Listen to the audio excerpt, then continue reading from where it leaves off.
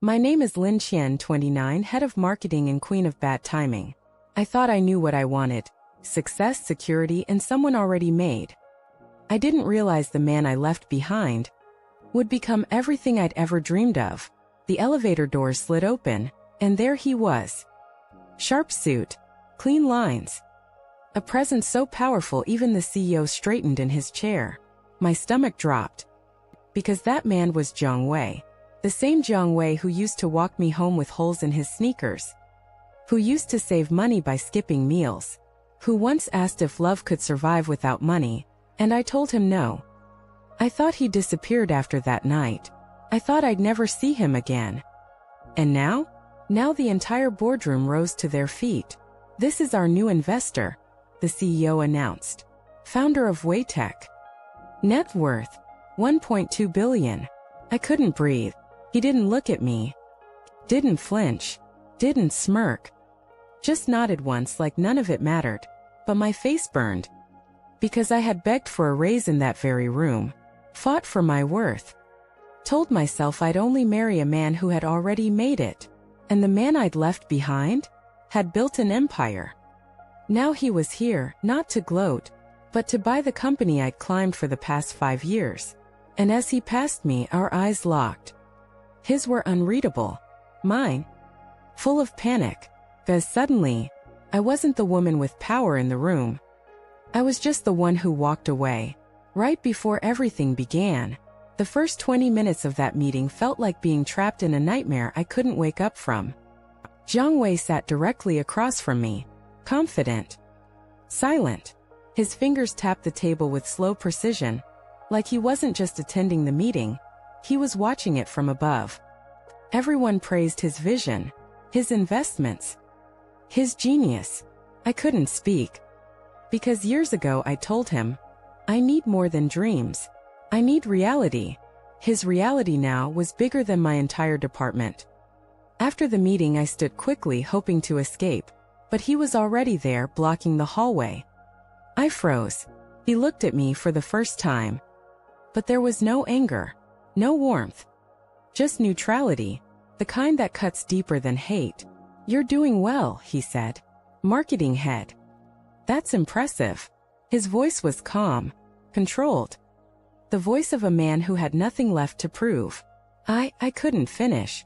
He smiled, polite. Distant. Glad you got what you wanted. Then he walked past me. No sarcasm.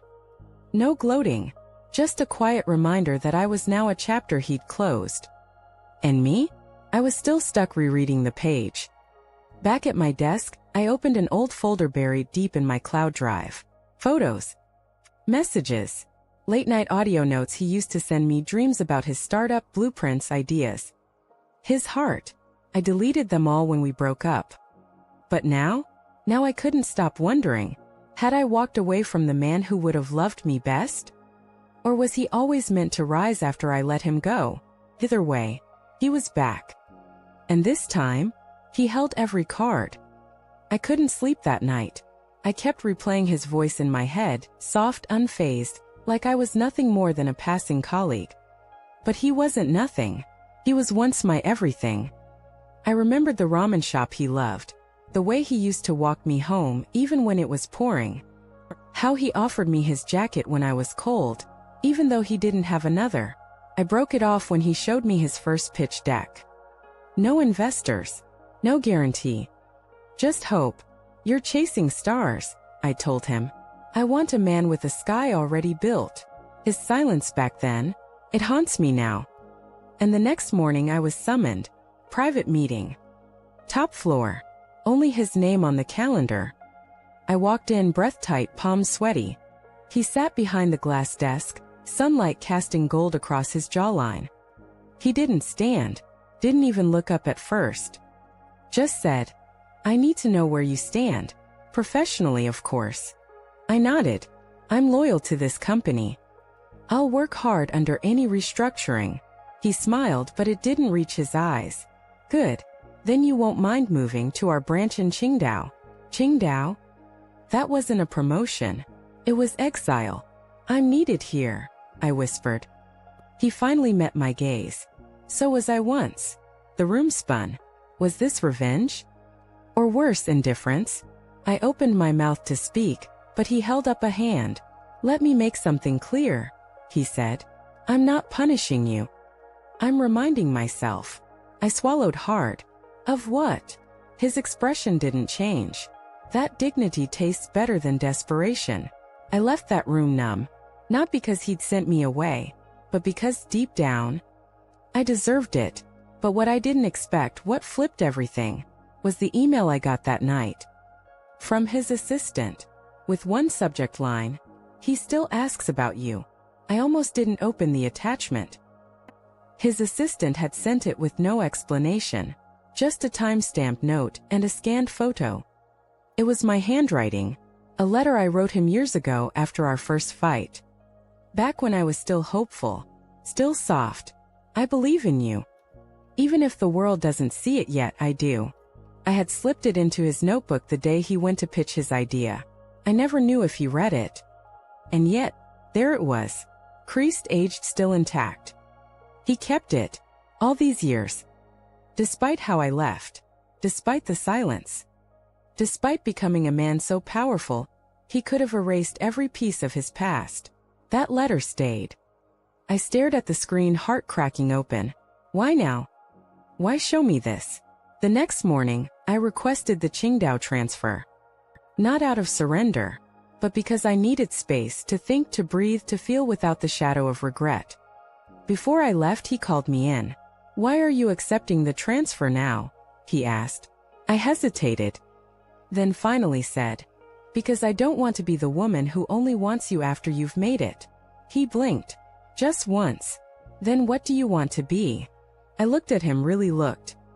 Not the billionaire. Not the CEO. Just Zhang Wei. The man who once handed me his last dumpling with a smile and said, "You need it more.